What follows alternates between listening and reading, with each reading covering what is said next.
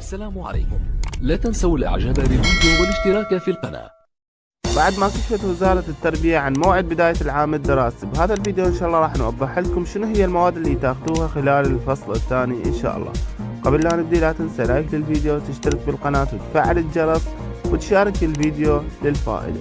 المواد اللي راح تاخذوها ان شاء الله خلال الفصل الدراسي الثاني من يبدأ الدوام ان شاء الله يوم الاحد، هي بالنسبة للمراحل الثلاثة الأولى، المرحلة الابتدائية الأول والثاني والثالث، القراءة والرياضيات والعلوم والإسلامية فقط، بس لأني راح تاخذون خلال الفصل الدراسي الثاني.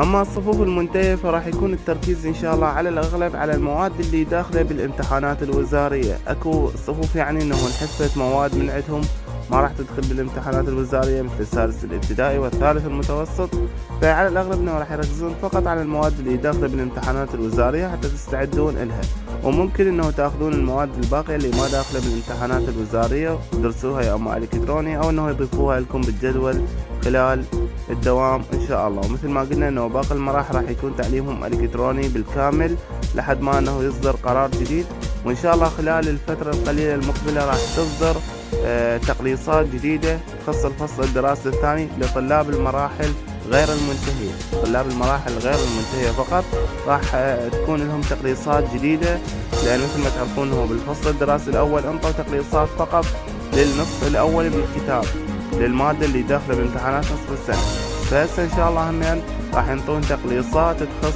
الفصل الدراسي الثاني إن شاء الله، وإحنا راح نوافيكم بالأخبار أول بأول.